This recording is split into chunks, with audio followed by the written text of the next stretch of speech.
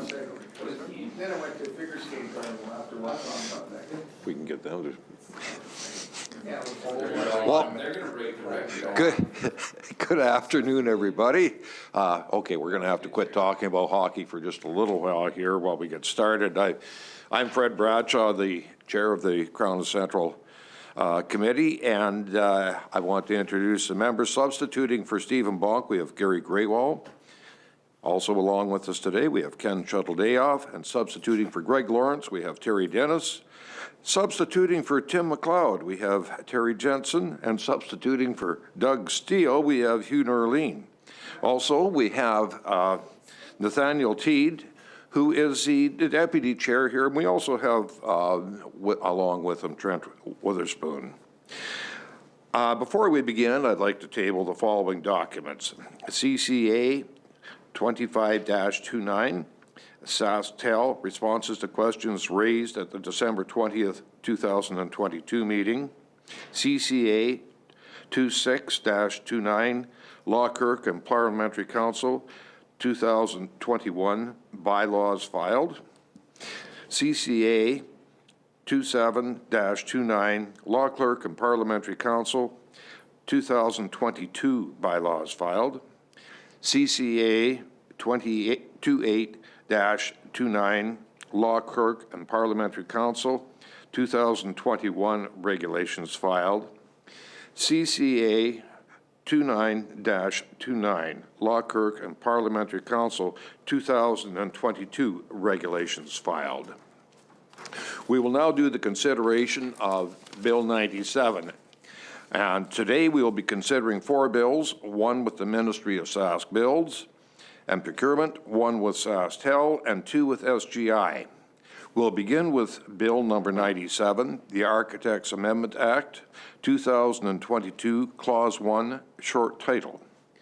Minister Carr is here with her officials, and I'll ask the officials when you speak to please state your name for Hansard, if you would, and don't touch the microphones or Ann will come and slap your hands.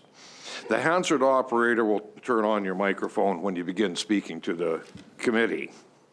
Minister, would you please introduce your officials and make your opening comments? Sure. With me today, I have Lane Goertz Kading, and she will be here to help me answer some questions, and of course, my Deputy Minister, Kyle Toffin. And opening comments. So the Government of Canada and the European Union have negotiated a mutual recognition agreement to recognize professional qualifications, allowing labor mobility for architects. The Ministry of Trade, Export and Development was engaged throughout this process. The Ministry of Trade and Export Development has provided a letter to the federal government indicating Saskatchewan's support in adopting this mutual recognition agreement. The Saskatchewan Association of Architects is the regulatory body for architects in this province, operating under the Architects Act 1996. The Saskatchewan Association of Architects was engaged with throughout the mutual recognition agreement negotiation process and indicated that legislative changes would be required in order to legitimize the mutual recognition agreement in the province. The Architect Amendments Act 2022 makes minor amendments to allow for the definition of trade agreements and includes subsections providing the Saskatchewan Association of Architects the authority to issue licenses to practice architecture to those covered under trade agreements. It also provides the authority to draft regulations identifying signed agreements. The federal government has indicated that the mutual recognition agreement is to come into effect in January 2023 and is aware that Saskatchewan will be making legislative changes to allow this to occur. And with that, we will take questions from the committee. Well, thank you, Minister. Are there any questions? Mr. Witherspoon. Thank you. Thank you, Mr. Chair. Thank you, Minister. Thank you, officials, for your time here today. The bill seems fairly straightforward, and I would just want to get a sense of where the key stakeholders are on this, and that's the Saskatchewan Architects Association. Of course, they're invaluable on this front. You identified them. They play a very important role in the province. Certainly, their members and their member businesses play such a vital role in this province economically and building the infrastructure that we all can be so proud of, and with the integrity that we can count on. So I just want to get a full understanding of your consultation with the Saskatchewan Architects Association and any concerns that they've identified with you on this front.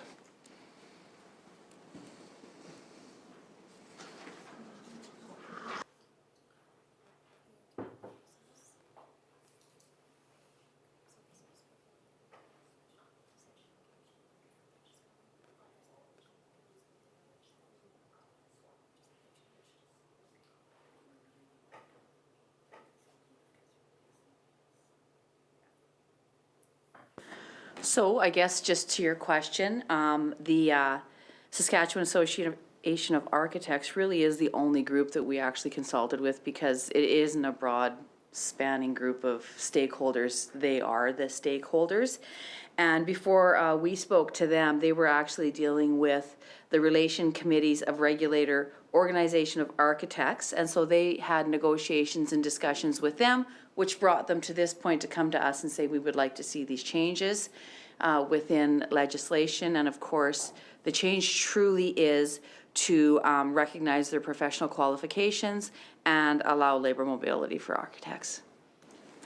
And so just there were no concerns. Yeah, and just to be clear, the association, is it fair to characterize that the association itself was advocating for this very change? Yes, it is fair to assess that. Yeah.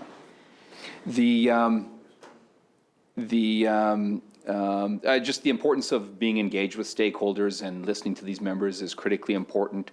I know there's opportunities to, I think, learn from and work with, professionals like this. Certainly, when you look at the architects in Saskatchewan, they're outstanding, as well as the operations, the school in Moose Jaw, the Polytechnique. It's very important to our province, very important to our economy as well. They're certainly one of the professions that are so critical when we're looking at procurement and maximizing economic benefits as well, maximizing value and engaging those professionals that we're so proud to have within this province, building those businesses and always doing so in such a creative way and growing that employment. Is there anything in this bill, any change that will strengthen the recognition and improve local procurement for Saskatchewan architects in this legislation?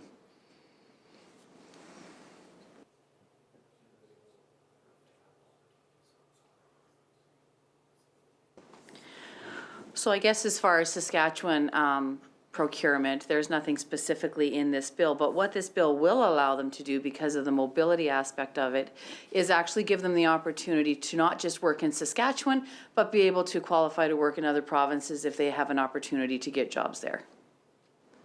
Well, thank you very much. I knew the bill was pretty straightforward. I've had consultations myself. I appreciate the minister responding here today. I'll continue to urge in that whole piece around government procurement, better recognition for the incredible value that's gained when we're better engaging Saskatchewan companies, Saskatchewan professionals, Saskatchewan workers in that exercise. It's so important to the communities and businesses and workers across Saskatchewan, and ultimately about getting best value for Saskatchewan people. So I don't have any further questions at this time.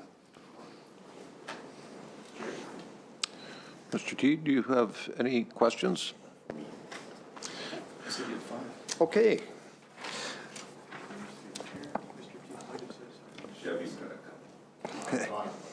Well, okay, seeing no further questions, we will move on to the bill. Short title, clause 1, is that agreed? Short title? Carried. Clause 2, is that agreed? Carried. Clause 3, is that agreed? Carried. Clause 4, is that agreed? Carried. Clause 5, coming into force, Is that agreed? Carried. Okay, I got to do full state.